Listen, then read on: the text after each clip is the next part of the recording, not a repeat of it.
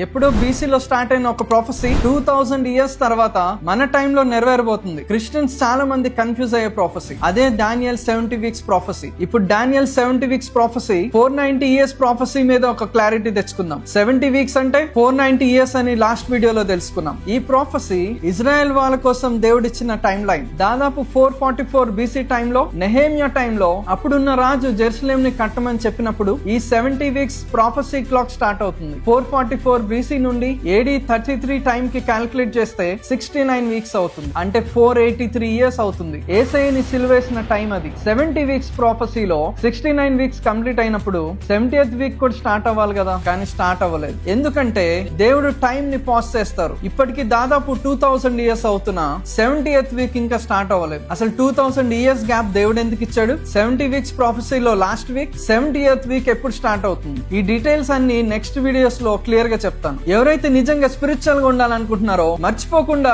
Spiritual Bharat ని follow అవ్వండి.